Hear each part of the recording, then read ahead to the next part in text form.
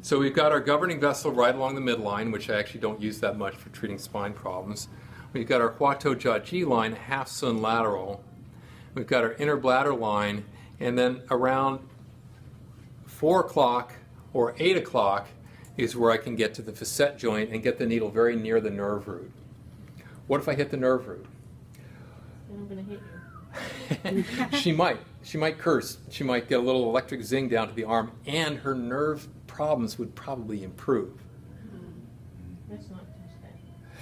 We don't need to, okay? So I can use electrical stim to deliver in this area, but this is important to educate your patients on because, so how many of you have studied with Clayton Shue or somebody who does a similar sort of neural prolotherapy type approach?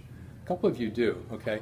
So there's an interesting phenomenon that happens when you irritate a nerve briefly, mildly, and therapeutically with a needle that is similar to what we can do to an injured ligament or a stretched out joint. And you've heard me use this term prolotherapy a little bit before. It's shorthand for proliferative therapy. And as I mentioned, you irritate a tissue in a therapeutic context and dosage, and it responds by bulking up, getting stronger, getting more powerful, getting more effective to handle the load. You overdo it, sure, you can traumatize it and injure it further. You do it in the wrong therapeutic context where you didn't explain to the patient what to expect or what your intention was or what you're going to do or what they're going to feel, and the psychosocial part kicks in and they will experience something that could have otherwise been therapeutic as an injury. Okay? So that being said, I don't generally go for that though, because nerve, those of you who've had it, I mean, a nerve irritated by a needle or, dental procedure, right? That's the worst, right? It does not hurt good. It's not like myofascial pain that hurts good. This just hurts bad. But the good news is it's extremely brief and it can be therapeutic. And I have seen nerves that were not recovering start to recover when I briefly irritate them. And I don't think, actually, Clayton Shue had we had an interesting conversation about this at Sports Acupuncture Alliance this last week, where he was teaching, and he said he was once teaching at a demonstration workshop where they hadn't brought long enough needles, and so he was using like half-inch serums and using his technique, and he was still getting the same kind of, by his hand technique, still getting the same nervy symptom down the limb, followed by improvement. So our conversation kind of played out like, we're not really sure what's going on there, but probably you're generating something of a fluid shock wave and a little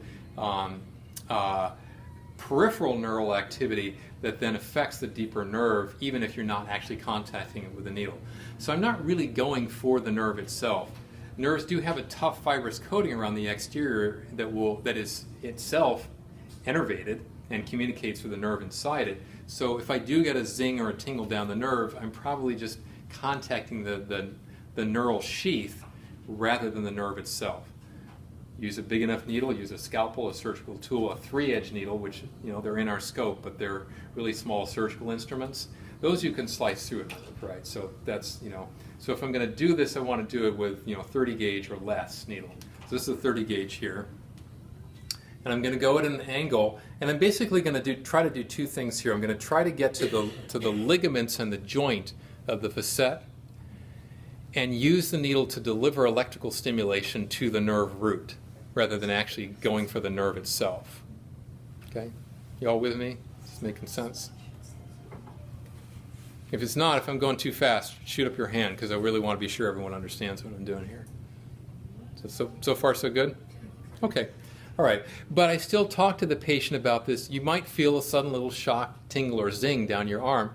If that happens, I want to know about it. Don't be stoic and just let me know, because once or twice, no problem, actually therapeutic.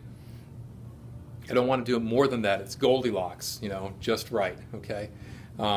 So don't be stoic and pretend it's not happening or anything like that, okay?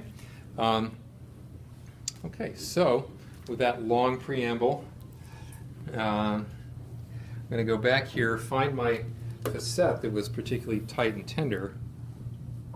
Right there, she's making that face. And,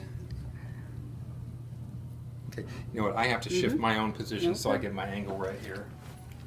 I'm going to shift then. I'm going to put the needle in and then come back around to a position where I can explain and demonstrate. So,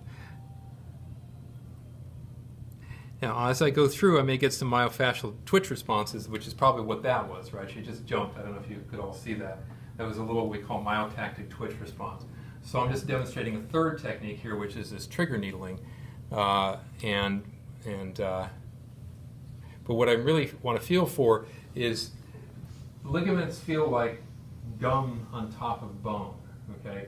And if it's an old degenerated ligament, it's going to feel like old silly putty or old chewing gum or old spackle or something like that. It's kind of gummy, sticky, and gluey, but also maybe feels a little bit kind of thin.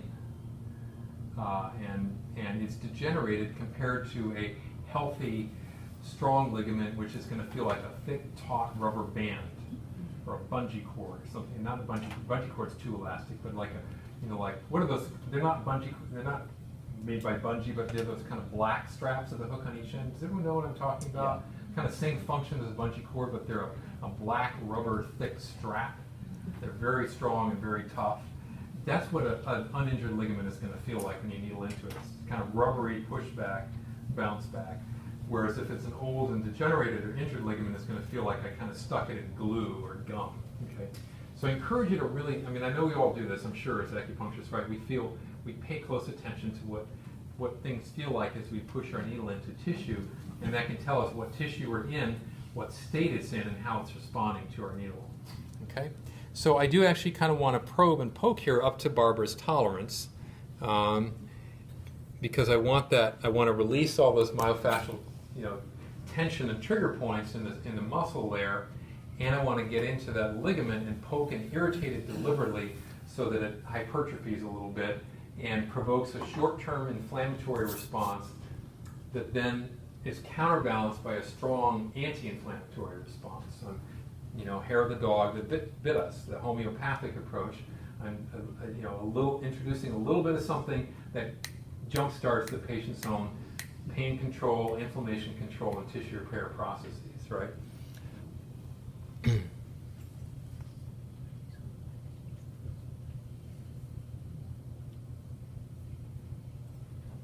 Okay, you doing all right there? Yeah. Okay, so I want to ask that question frequently of my patient, and I want to look at them and monitor them.